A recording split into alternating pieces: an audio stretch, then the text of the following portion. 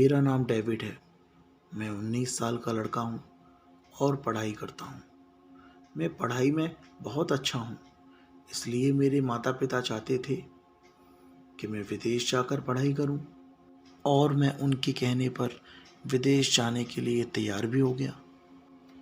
मैं सोच रहा था कि नए देश में जाऊँगा, वहाँ नई नई चीज़ें घूमूँगा, नए नए लोगों से मिलूँगा, नई नई चीज़ें सीखूँगा।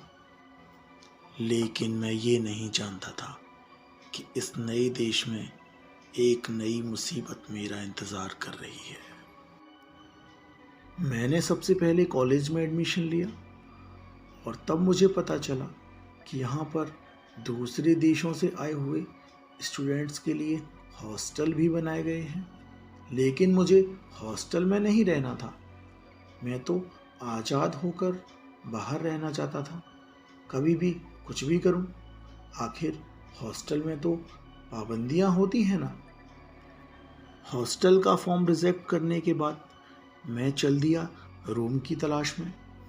जिस इलाके में मैं रूम देख रहा था, उस इलाके के सभी मकानों में एक अलग सा पैटर्न था। किसी भी मकान में मेन गेट नहीं था और एक लाल सा निशान बना हुआ था। और हर एक मकान के बाहर था एक चौकीदार। एक चौकीदार से मैंने पूछा, भैया रूम खाली है क्या? तो उसने बताया कि हमारे यहाँ तो बहुत सारे रूम खाली हैं, आपको जो पसंद आए ले लीजिए, लेकिन किराया थोड़ा ज़्यादा है। मैंने कहा कोई बात नहीं, चलेगा। मैं उसके साथ अंदर गया। पूरे मकान में सिर्फ 2 या 3 लड़के किराए से रहते थे, लेकिन कमरे बहुत सारे खाली थे। बाद में उसने बताया कि मेरी मकान मालिकिन एक वकील है जो दिन भर अपने काम से बाहर रहती हैं और रात को ही लौट कर आती हैं। तो मुझे लगा कि दिन में तो कोई परेशान करने वाला है नहीं, आराम से रहूँगा। तो तुरंत मैंने उसको एडवांस दे दिया। तो मैंने उससे कहा, भैया मेरा रूम कौन सा है? तो उसने कहा, जो रूम आपको पसंद आ जाए उसमें अपना सामान रख लीजिए, लेकिन याद रखिए जो रूम आपने पसंद कर लिया उसी में रहना पड़ेगा, फिर आप रूम नहीं बदल सकते। ये मुझे कुछ अजीब सा लगा, लेकिन फिर मैंने ज़्यादा दिमाग नहीं लगाया और अपनी मनपसंद का कमरा ढूंढना शुरू कर दिया। लेकिन जब मैंने सारे कमरों को देखा तो मैंने देखा कि हर कमरा एक जैसा है, कुछ भी अलग नहीं है। मकान 3 मंजिल था, तो मैंने सोचा पहली ही मंजिल पर कमरा ले लेता हूँ, बार बार कौन ऊपर जाए नीचे आए। तो मैंने कमरे का लॉक खोला और अपना सामान रख दिया।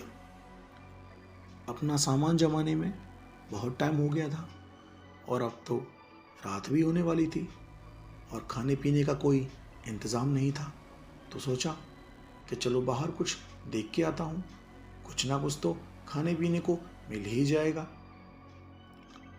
थोड़ी दूरी पर एक बर्गर वाले की दुकान थी। मैंने 2 बर्गर खाए और खाने के बाद अपने घर लौट आया और बाहर खड़े होकर आसमान देख रहा था। इतने में मैंने क्या देखा कि सामने से एक महिला आ रही है।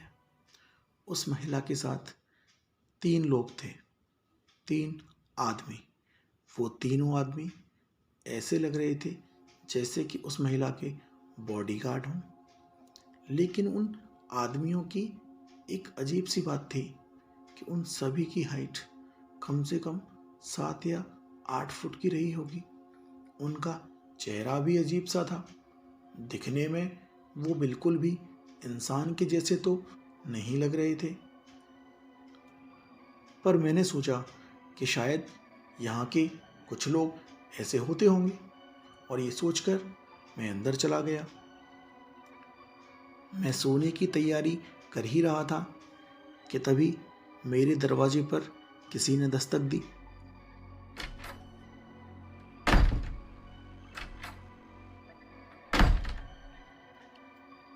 कहूं तो एक बार को तो मैं डर गया कि इतनी रात को कौन आया होगा। मैंने अपनी टॉर्च उठाई और दरवाज़ा खोला। बाहर देखा, कोई नहीं था, कोई भी नहीं था। मुझे लगा कि शायद मुझे वहम हुआ होगा। मैंने फिर से दरवाज़ा लगा लिया और सो गया। सुबह उठा तो 8 बज चुके थे। 9 बजे कॉलेज पहुंचना था। जल्दी जल्दी में कॉलेज गया। ऐसे ही मेरे काफ़ी दिन बीत गए और अब तो मेरे बहुत सारे दोस्त भी बन गए थे। कुछ लोगों ने तो मेरे घर पे आना शुरू कर दिया था और मैं उनके घर पर जाता था। फिर एक दिन मेरे दोस्त ने मुझे बर्थडे में इनवाइट किया। पहले तो मैंने उसे मना कर दिया क्योंकि मुझे बर्थडे पार्टीज़ में जाना पसंद नहीं है। लेकिन जब मैंने मना किया तो वो जिद करने लगा और कहने लगा कि अगर मैं उसकी पार्टी में नहीं आऊँगा तो वो पार्टी ही नहीं मनाएगा। तो मजबूरन मुझे जाना पड़ा। उस दिन हम काफ़ी लेट हो गए थे तो मैं घर पर अकेले आने में थोड़ा डर रहा था। तो मैंने साथ में एक फ्रेंड को ले लिया। मैंने उसे बोल दिया कि आज तो मेरे रूम पे चल, कल दोनों साथ में कॉलेज चलेंगे। वो मान गया। हम दोनों जब घर पे पहुँचे तो करीबन 1:45 बज रहे थे। चौकीदार ने कहा, ये कौन है? मैंने कहा, मेरा दोस्त है। कहाँ से आ रहे हो? मैंने कहा, पार्टी में से आ रहे हैं। तो उसने बोला, आज लेट हो गए हो, रोज लेट मत हुआ करो। समझ में आया? मैंने कहा, हाँ समझ में आ गया। हम दोनों ने दरवाज़ा लगाया और सोने चले गए कि इतनी देर में मेरा दरवाज़ा फिर से नॉक हुआ। मेरे दोस्त ने दरवाज़ा खोला। बाहर कोई नहीं था। उसने मुझे बुलाया। बाहर कोई नहीं था। तो मुझे थोड़ा अजीब लगा। तो मैंने कहा, चल एक काम करते हैं, अभी चौकीदार से पूछते हैं, हो सकता है उसे हमसे कोई काम हो, क्योंकि अभी वो थोड़ी देर पहले हमें डांट रहा था। हम दोनों चौकीदार के पास गए। मैंने कहा, अरे अंकल, गेट का गली नॉक कर रहे हो? तो उसने बोला, मैंने कहा नॉक किया, दारू वारू पी के आए हो क्या? तो मैंने उसे बताया, अरे नहीं, सच में रोज़ कोई ना कोई मेरा गेट नॉक करता है। आज सोचा कि शायद आपसे पूछ लूँ, क्या पता आप ही करते हो। तो उसने मुझे बताया, अच्छा एक काम करो, आज दरवाजे की कुंडी मत लगाना, ऐसे ही सो जाना, फिर कोई भी गेट नॉक नहीं करेगा। मुझे उसकी बात थोड़ी अजीब लगी, लेकिन बहुत नींद आ रही थी। तो हम लोग रूम में चले गए और हमने गेट की कुंडी नहीं लगाई। सुबह उठा तो मेरा दोस्त रूम में नहीं था। मुझे लगा फ्रेश होने गया होगा, लेकिन आधा घंटा बीत गया, वो फिर भी नहीं आया। मैंने उसे कॉल किया, उसका फ़ोन बंद जा रहा था, पता नहीं कहाँ चला गया। फिर मैं कॉलेज चला गया। कॉलेज में देखा तो वो कॉलेज में भी नहीं आया था। मैंने उसे फिर से कॉल किया, उसका नंबर फिर से बंद जा रहा था। मुझे थोड़ा डर लग रहा था, पता नहीं कहाँ चला गया, मेरे ही रूम पे था, कहीं पुलिस ना पकड़ ले। लेकिन उसी शाम को उसका फ़ोन आया और उसने मुझसे कहा, मुझे तुझसे अर्जेंट मिलना है, जल्दी आ जा और रूम पे मत जाना। मुझे थोड़ा अजीब सा लगा, लेकिन मैंने बोला, ठीक है मैं आ रहा हूँ, बता कहाँ पे आना है। तो उसने मुझे किसी एक पार्क में बुलाया। मैं उससे मिलने गया। जब हम मिले तो देखा वो काफ़ी डरा और सहमा था। उसने मुझे बोला, तू जल्दी से रूम खाली कर, कहीं और रूम ले। मैंने कहा, क्या हुआ भाई, ऐसा हुआ क्या?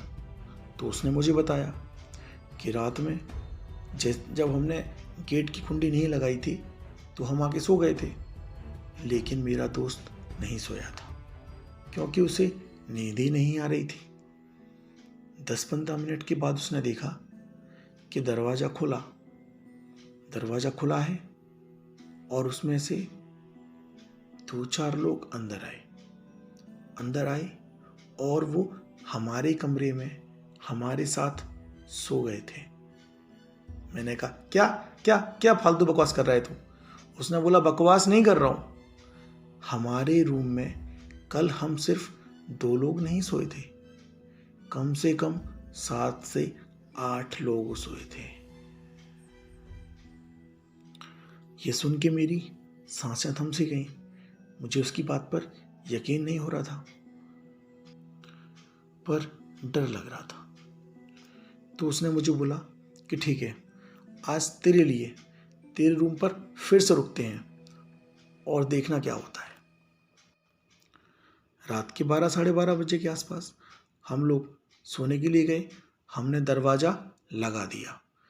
जैसे ही दरवाज़ा लगाया, बाहर से किसी ने नॉक किया।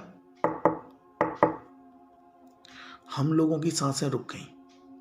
हमने गेट खोला, बाहर कोई नहीं था। फिर मेरे दोस्त ने बोला, अब एक काम कर, कुंडी खोल दे और आके सो जा। हमने कुंडी खोल दी और सो गए, या कह लो कि सोने का नाटक कर रहे थे।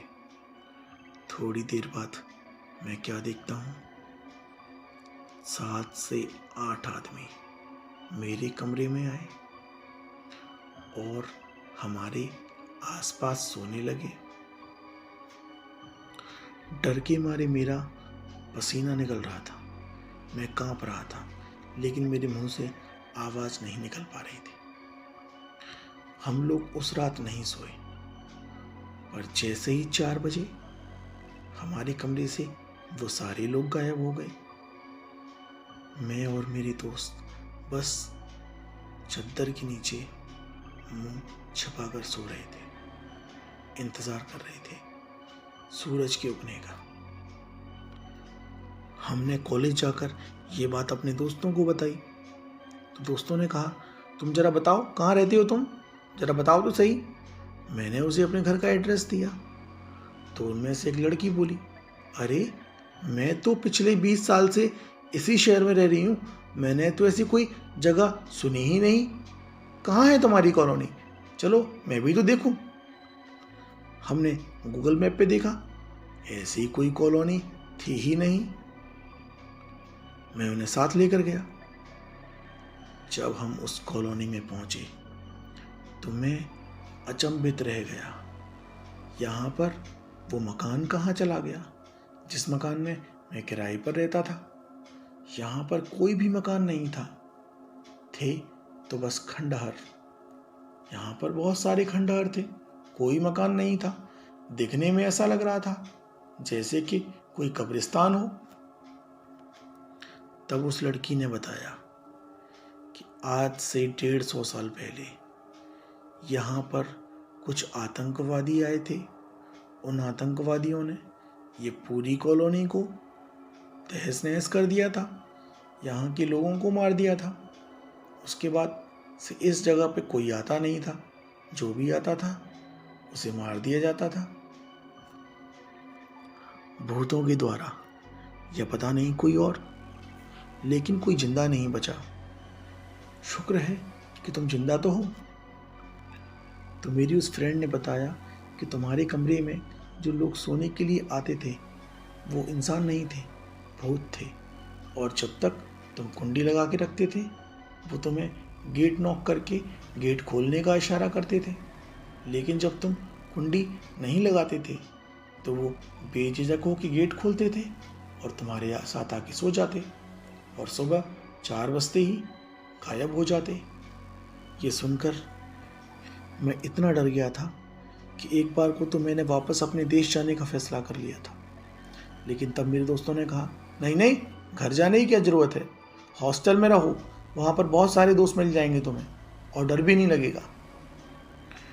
मैंने आज तक ये बात अपने माता पिता को नहीं बताई है, वो बेचारे डर जाएंगे।